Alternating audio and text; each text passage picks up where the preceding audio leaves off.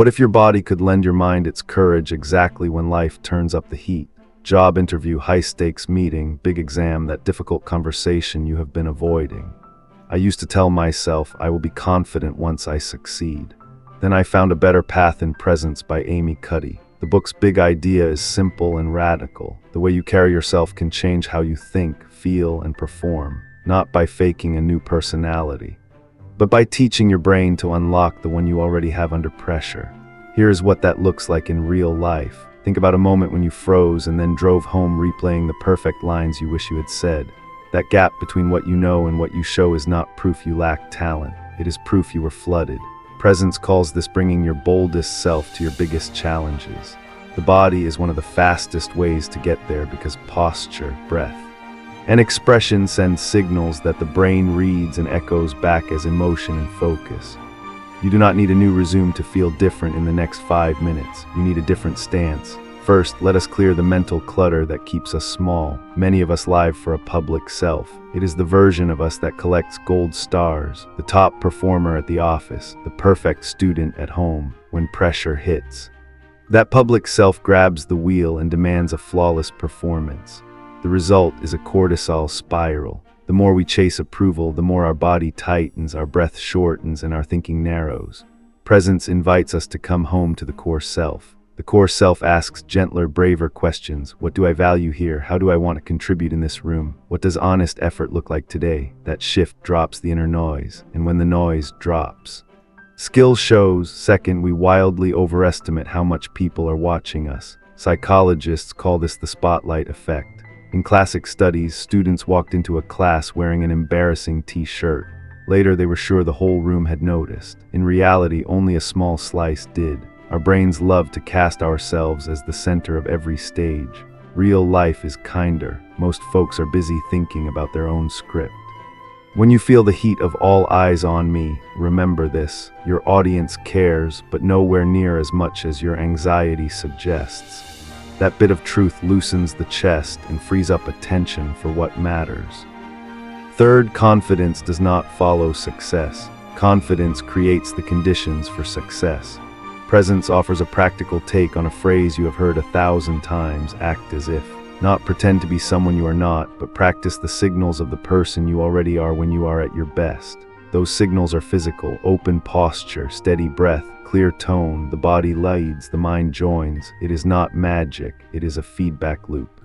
Your nervous system listens to your muscles and makes a call, safe or unsafe. Open, expansive stances whisper safe. From there, higher quality thoughts show up. Your memory returns, your voice steadies, your timing improves. So what should you do before a moment that matters? Claim space. The universal posture of victory is hard to miss. Chest up, arms reaching out, head lifted. This pose shows up in stadiums and playgrounds and living rooms. Even athletes who cannot see copy it after a win. Your body knows it. Use it. If an open stance feels too bold in front of people, step into a hallway or a restroom stall. Stand tall, plant your feet. Imagine a string lifting your chest. Let your shoulder blades slide down your back. Breathe low into your belly. Give it about 2 minutes of quiet standing with purpose. You are not trying to pump yourself up. You are letting your body teach your brain that you are safe enough to be yourself. I do a simple pregame ritual before recordings and big meetings. I arrive a bit early. I take a short walk around the block. I find a quiet corner. For a few breaths, I stand with my feet shoulder width apart and my hands lightly on my hips. I picture someone I respect in the room, nodding as if to say, "You belong here." Then I ask 3 questions. What do I value? Who am I here to help? What does a clear first sentence sound like? From there, I open the door and go to work. The ritual takes less than 5 minutes.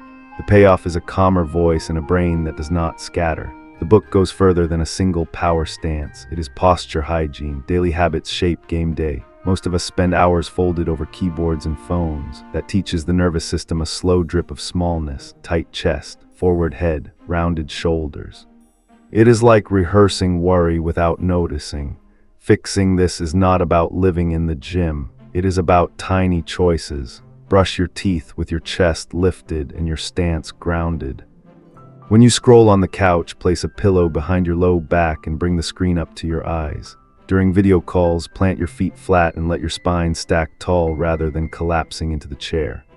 When you stand in line for coffee, soften your knees, draw a gentle arc from the crown of your head to your heels, and feel the floor.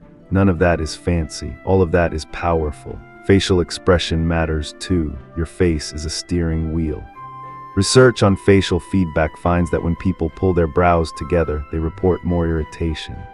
When they hold a light smile, they rate cartoons as funnier. We are not robots, but expression nudges mood. Try this before your next challenge. Relax your jaw, let your tongue rest on the floor of your mouth, and bring a soft half smile into your cheeks. Keep it for a series of slow breaths. You are not forcing cheer.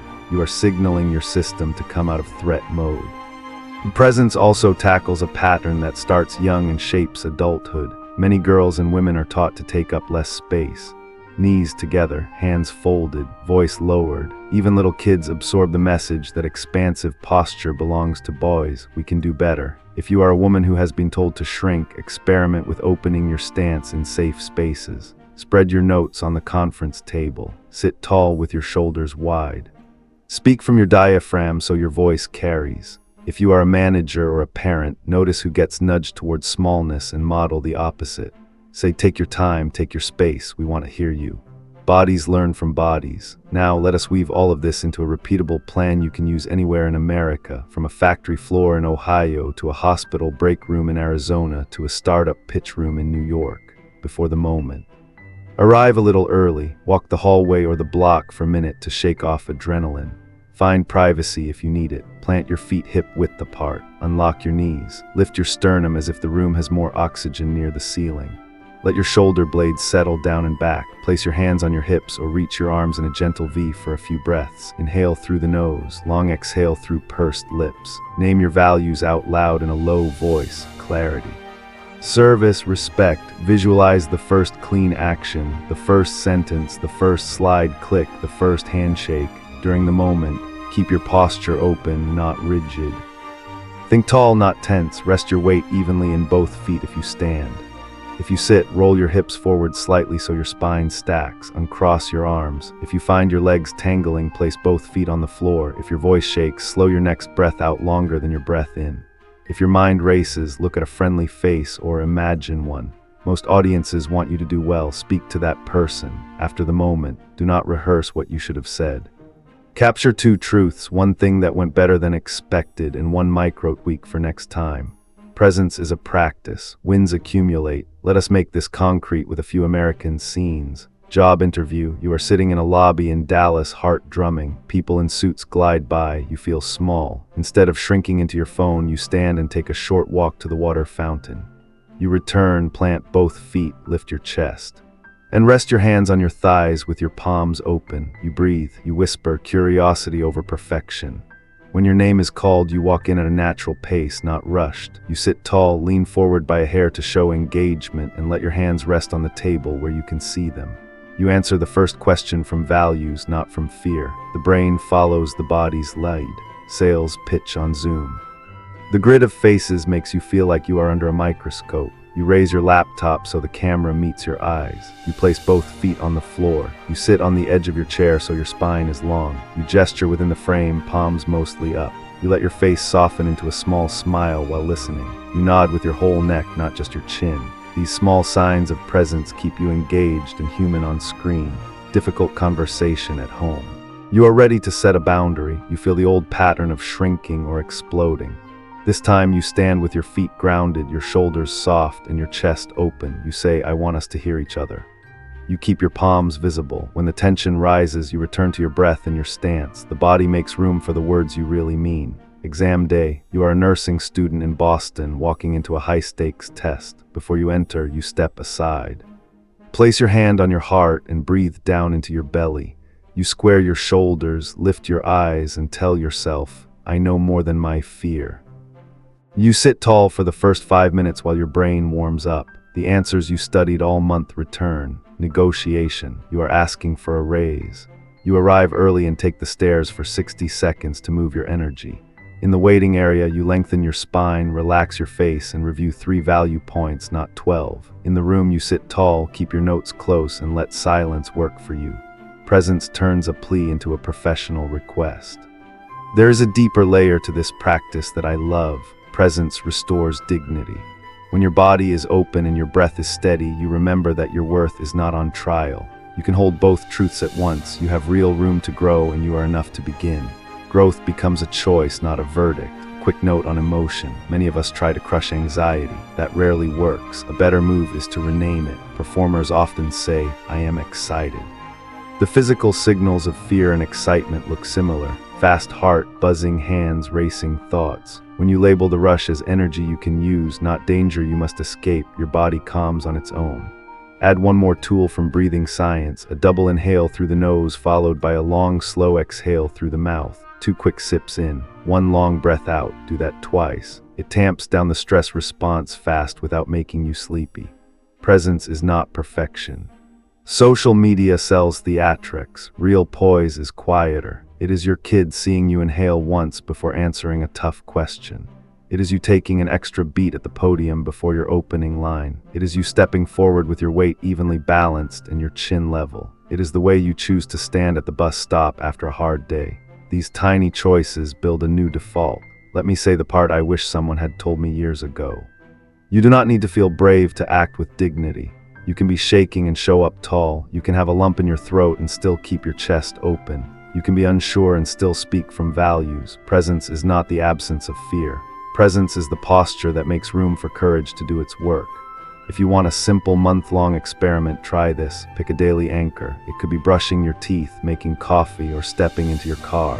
During that anchor, take 30 seconds to check posture. Feet grounded, chest lifted, shoulders relaxed, jaw soft. Breathe low and slow. Add a tiny mantra from your values like clarity and kindness or steady and honest.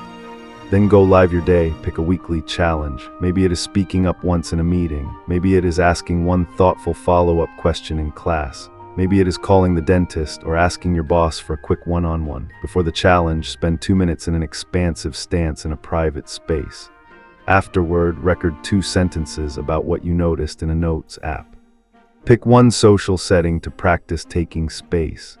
In a restaurant, sit with your back long and your shoulders wide. Place your phone face down so your gaze stays level. In a group photo, allow your arms to rest away from your sides. In a conversation, let your hands gesture naturally at chest height instead of hiding in your pockets. This is not theater, this is ownership. Along the way, notice subtle wins. You catch yourself uncurling from your phone and lifting your eyes in the grocery line. You stand taller when introducing yourself at a meetup. You breathe before answering a surprising question. These are the rings on the tree of your nervous system. Growth you can feel, not only measure. Presence also reframes, fake it till you make it. The old version can sound like lying. The wiser version is practice it until it becomes you. When you practice the body language of your best self, you are not putting on a mask. You are taking off the armor. You are letting your behavior match your values sooner in the timeline instead of waiting for the world to hand you perfect conditions. That is not pretending, that is training. A final story. I once bombed a pitch. I spoke too fast. My slides were packed with text. I left the room and wanted to climb into a hole. A mentor pulled me aside and said, "Your work is strong, your body is selling fear." That stung. It also saved me. I went home, cleared my slide deck, and more importantly, built a 2-minute presence routine. On the next pitch, my hands were visible, my shoulders were down, and my voice found its rhythm. Same brain, same ideas, new body, different result. If you take nothing else from presence, take this. You do not have to wait for confidence to arrive. You can build it with your bones. Stand how you want to feel. Breathe like the person you are becoming. Let your face soften. Speak from your values. The body trains the mind trains the body, and together they free your best work.